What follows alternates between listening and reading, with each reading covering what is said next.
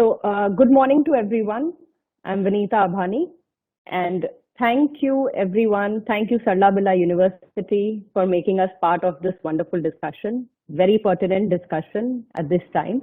And thank you, Professor Sanjeev Bajaj, as well. One important issue that was induced and widely discussed is mental health. Now, there is an unsaid expectation, and traditionally, it is a mental conditioning that women have to take care of the house. They have to strike a balance between work and life. Now, if a child is sick and if you still have a work, if you have to attend that meeting, you will feel guilty that you're not attending to the child. Now, that is a traditional expectation from the family. That is a traditional expectation that women have also imposed on themselves, that they have to take care of their family also and strike that balance. When this pandemic had changed, the entire ecosystem had changed for women, and women were not prepared for this. They were not ready for this transition, and therefore they felt burnt out. They felt burnt out to the tune that they felt that things were falling apart. They had become quite anxious. Now, in this, the boundaries were also narrowing. The boundaries were fading, and there were pressure from all across. There was pressures to attend calls beyond the working hours also. Now, we all will agree to the fact that some of the industries are conducive to this work-life balance, and some of the industries are not. Brick and mortar industries were not conducive to this work-life balance. So staying at home, as well as being productive, as well as redefining your business strategies, your business goals, and contributing to the top line, to the bottom line, was one big hell of a change for a woman.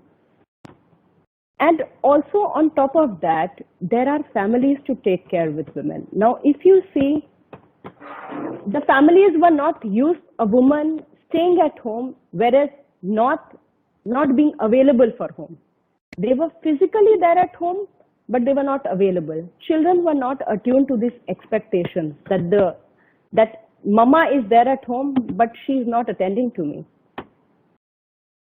I being a bahu, people were not used to my family. The family was not used to the fact that I am in the family, but I'm not available for them. I'm not available to do the daily household chores when I used to be family.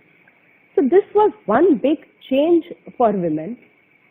Now, after this also, there was deadlines to submit. We had to oversee, prepare, see what was happening at the food front. There was household chores. There were virtual schooling. We had to support in virtual schooling of our children, support elderly parents.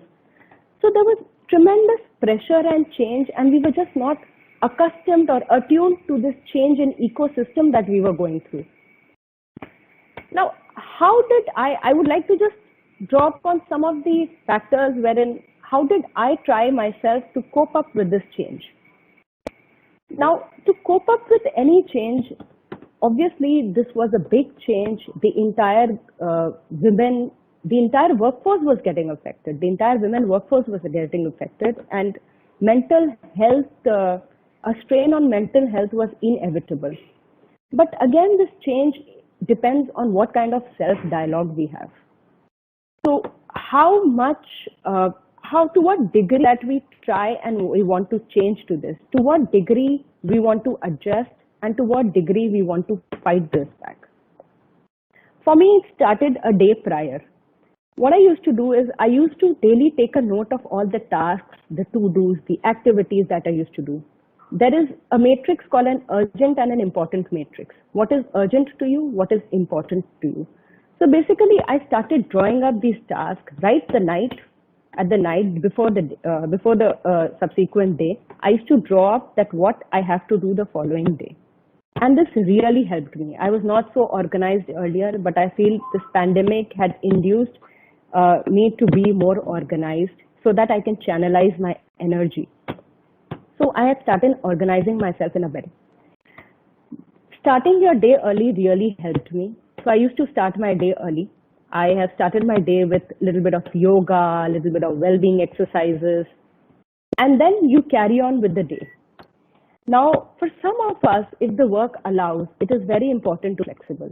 We may not be that rigid to a 9 to 5 environment when day to day we are working at home. We have our families here. We have to, there's also a stress from which corner of the house I have to work.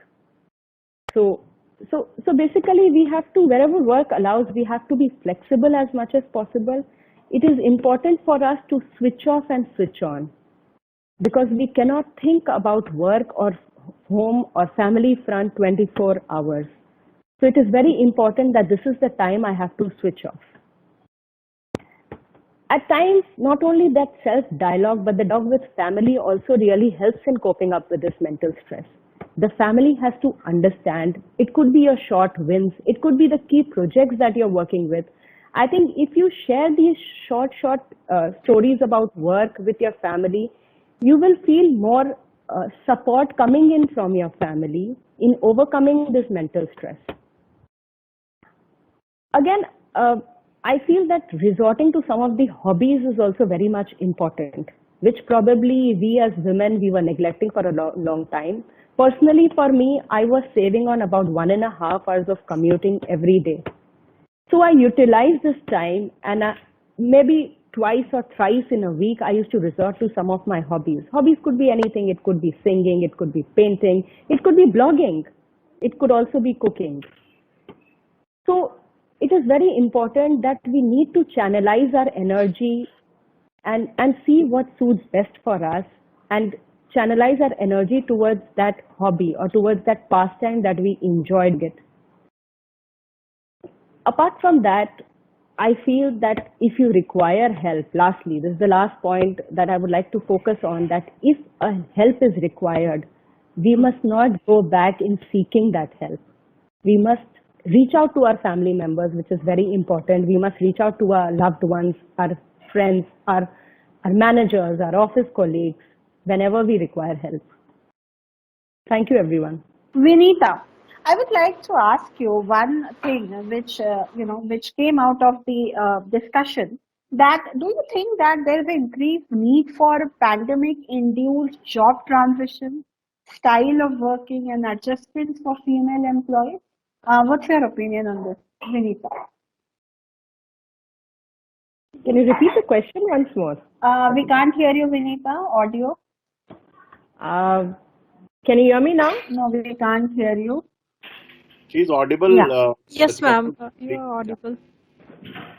Vinita. Can you repeat the question? Vinita is asking, can you repeat the question, ma'am? Yeah. Do you think, Vinita, there is an increased need for pandemic-induced job transitions? I mean, change in the working style, the adjustment for female employees have to be more, and the style of working needs to be changed in organizations. What's your opinion on this, Vinita? Yeah, for sure the pandemic had induced, I hope I'm audible. Yes, Yeah, ma'am. you are audible. Yeah, Okay. Go ahead. So for sure the pandemic has induced that we have to go in for more transitions in our working style, in how we've been conducting our work responsibilities. But yes, the pandemic, more than inducing it, the pandemic has escalated what we have been doing.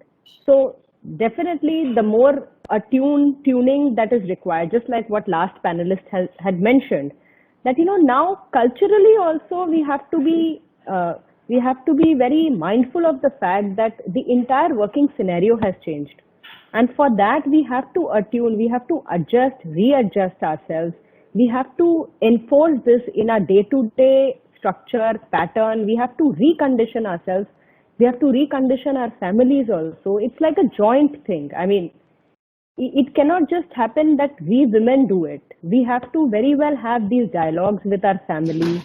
We have to very well have dialogues with our employers, our managers where required, because this pandemic, we have to remember that the trust factor also of the managers had reduced. There was a lot of policing around.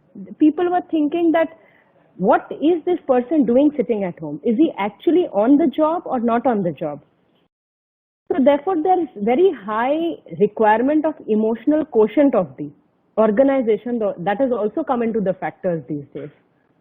that apart from this transition, even the managers, even the organization have to be really very mindful that how do they readjust their entire policies.